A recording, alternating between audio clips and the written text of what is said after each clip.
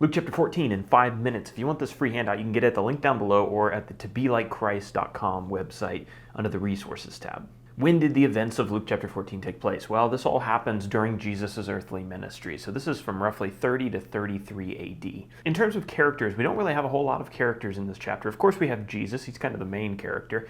We have a man who has what the Bible calls dropsy. It was an ailment or a disease. And this man was healed on the Sabbath day. And then we have the Pharisees. Jesus was invited over to a Pharisee's house where some other Pharisees and lawyers were gathered to eat a meal. In terms of where the events of this chapter take place, we just aren't 100% sure because Luke doesn't give us those details. In Luke chapter 13, chapter before, verse 22, it tells us that Jesus was traveling through towns and villages and he was making his way to Jerusalem.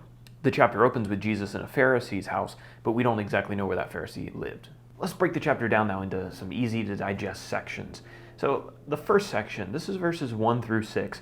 Jesus heals a man that has dropsy. So it was the Sabbath day and Jesus was invited over to this Pharisee's house to eat a meal. And there he met this man that had dropsy. And Jesus asked the Pharisees that were sitting at the table with him, is it lawful to heal on the Sabbath day or not? And he went on to kind of challenge the Pharisees' double standards and their hypocrisy in the way that they applied the Sabbath day laws. And I think the text implies that Jesus healed the man. In the same scene, but kind of another section, verses 7 through 11, Jesus taught on not choosing the best seats for yourself. And so he was talking to the dinner guests, and he told them that when you go to a feast, don't pick out the best seat for yourself and sit in it. Don't honor yourself. Instead, choose a humble seat so that when the host arrives and sees how humble you are, he can elevate you and honor you by giving you a better seat. Jesus said that this had a spiritual application. For everyone who exalts himself will be humbled, and he who humbles himself will be exalted. Again, the same scene in the Pharisee's house, but kind of another section. Jesus taught on the principle of doing good to people who can't pay you back. So this he actually directed towards the host of the Pharisee who had invited him into his house. And he told the people that when they threw a banquet, they shouldn't just invite people that they know could return the favor. Instead, they were supposed to invite people like the poor, the crippled, the lame, and the blind.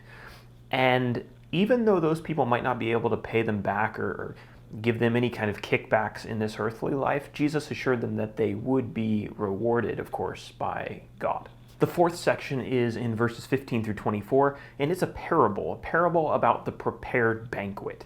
So a man planned a banquet, and he invited a bunch of guests. And when the banquet was prepared, he called all of those people that he had invited to his feast.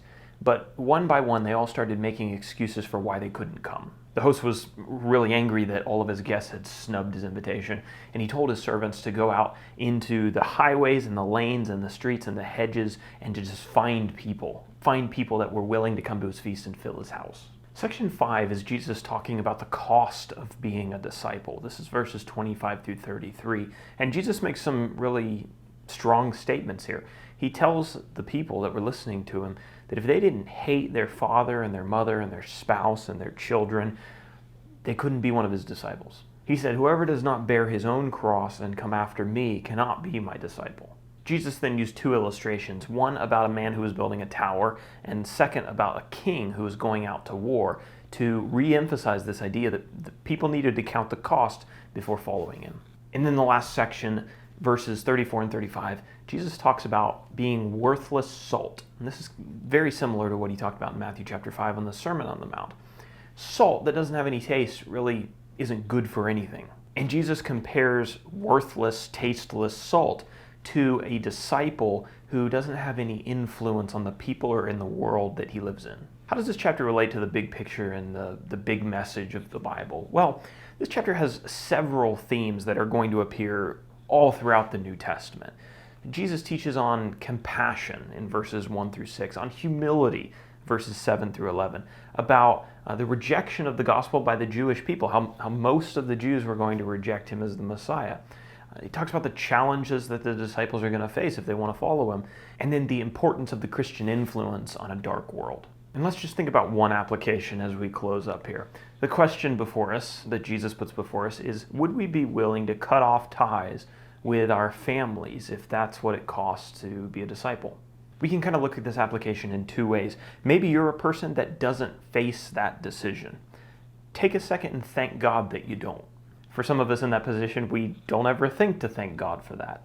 And take a moment to say a prayer for the people in the world that do have to make that decision. But if you're in the second camp for the second application and you do have to choose between family and Christ, pray for strength that you'll choose correctly. And pray that you'll be able to find a church that will be a family to you.